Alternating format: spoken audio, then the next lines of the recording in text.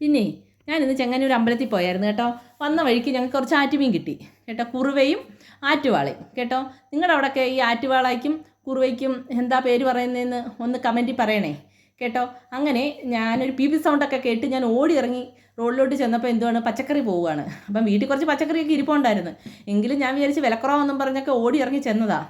അങ്ങനെ കുറച്ച് തക്കാളിയും മുരിങ്ങയ്ക്കയ്ക്ക് ഭയങ്കര വില, അതുകൊണ്ട് ഞാൻ മുരിങ്ങയ്ക്ക മേടിച്ചില്ല. 600 സംതിങ് രൂപയാണ് മുരിങ്ങയ്ക്കയ്ക്ക്. തീ വിലയാണ് പച്ചക്കറിക്കൊക്കെ. എങ്ങനെ നമ്മൾ ഇതൊക്കെ മേടിച്ച് കഴിക്കുമെന്നോർത്താ. അങ്ങനെ ഞാൻ കുറച്ച് പച്ചക്കറിയും പച്ചമുളകും അതും ഇതും കപ്പക്കിഴങ്ങ് എല്ലാം വാങ്ങി. പിന്നെ അങ്ങനെ എൻ്റെ മീൻകറിയൊക്കെ സെറ്റായി. ഞാൻ ദാണ്ട മീൻ എല്ലാം പറക്കി അടപ്പയിലോട്ട് ഇടുകയാണ്. പിന്നെ അങ്ങനെ ദാണ്ട മീൻകറി തിളച്ചിങ്ങനെ തുടങ്ങി. അതിൻ്റെ ഇടയ്ക്ക് ഞാനൊരു ഓറഞ്ച് അകത്താക്കുകയാണ്. ഓറഞ്ചൊക്കെ അകത്താക്കി കഴിഞ്ഞ് പിന്നെ ഞാൻ മീൻ പൊരിക്കാനായിട്ട് വെച്ചു.